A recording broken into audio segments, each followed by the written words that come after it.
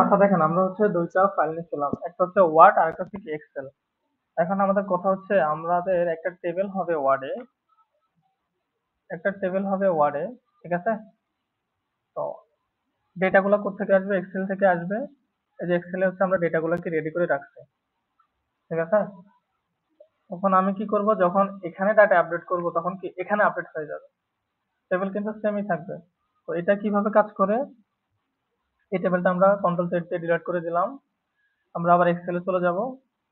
এক্সেলে আসার পর যে কোনো কাজ আমরা কি করব, এটাকে ধরে কন্ট্রোল সি দিব, কপি করলাম, ঠিক আছে? কপি করার পরে আমরা কোথায় আসবে, এই যে ওয়ার্ডে চলে আসবে।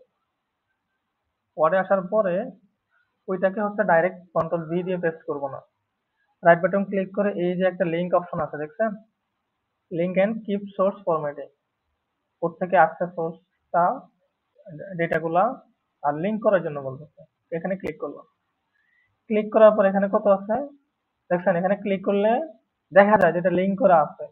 অ্যাসেসর কিন্তু এটা দেখবে যে জাস্ট টেবিলে ক্লিক করেন, তাহলে উনি বুঝে যায় যে এটা ডেটা আপডেট হবে, ঠিক আছে? তো এখন আমাদের কত আছে, 13 আছে। আমি একটু জিনিসগুলো একটু বড় করি, এখানে ডাবল ক্লিক করে অটো ফিট অপশনটা ওপেন করে দিই, অটো ফিট উইন্ডো, সাইজ গুলো একটু বড় করে দিতে পারি।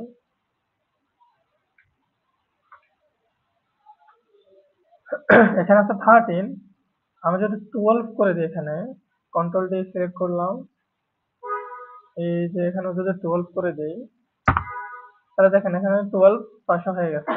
এটা সেভ করতে হবে, কন্ট্রোল এস দিলাম, এখানে চলে আসে।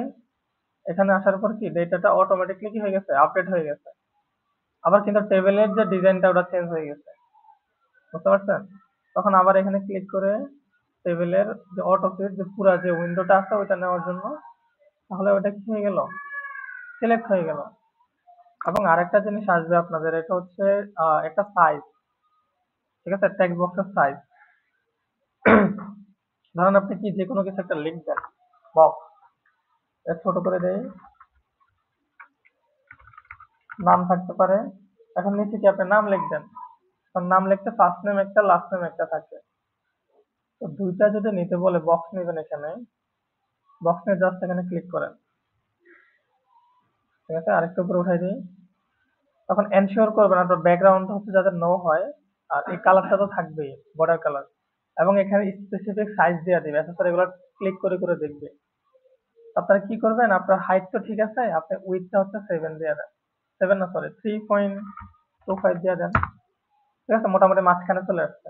এবার এটাকে কন্ট্রোল ডি দেন, কন্ট্রোল ডি দেওয়ার পরে এই যে এখানে ক্লিক করেন, ঠিক আছে? এখন এটাকে রাইটে তো হয় না এক্স্যাক্টলি, তখন এটাকে ধরেন, ধরে এই যে রাইট অ্যালাইন করে দেন, একদম রাইট সাইড বরাবর আছে, একটু আগে কিন্তু বেশি ছিল। এখন এটাও কিন্তু সেম, এটা কি করবেন, লেফট অ্যালাইন করে দেন যেটা মার্জিনের সাথে একদম ঠিক হয়েছে না?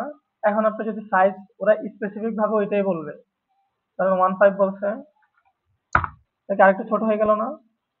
তাহলে এটা যদি 15 দিয়ে দিই, এটা এখন এটা দিয়ে কি আপনি কোশ্চেন বানাতে পারবেন না? হ্যাঁ, কোশ্চেনটা কিভাবে হয়, এটা টেক্সট বক্স